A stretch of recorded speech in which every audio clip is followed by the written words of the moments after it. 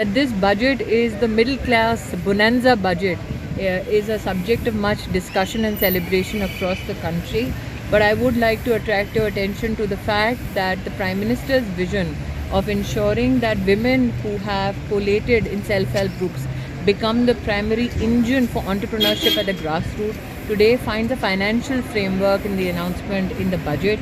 Additionally, the care with which this budget has pronounced initiatives for their National Digital Library for children and adolescents tells you that the budget is not only an economic instrument but also a humane instrument of governance.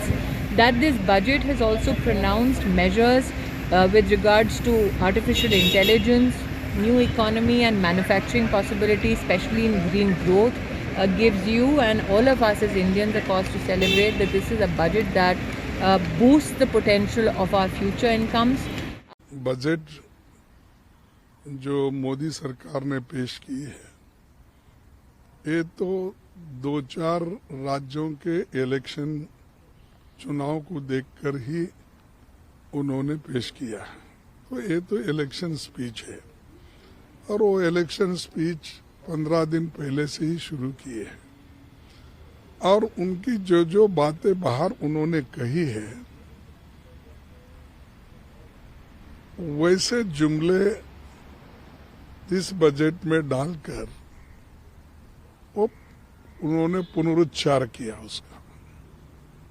और दूसरी चीज, budget में सबसे ज्यादा प्राथमिकता होना चाहिए था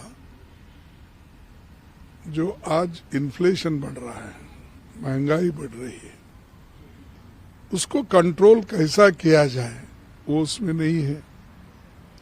और जो आज अनएम्प्लॉयड यूथ है उनके नौकरी के लिए एम्प्लॉयमेंट देने की बात उन्होंने नहीं कही। हालांकि पहले तो उन्होंने ही कहा था कि हमने हर साल 2 करोड़ नौकरियां हमारे युवाओं को देंगे। तो उनके 18 करोड़ नौकरियां कहाँ हैं? उसके लिए कौन सा बजट है?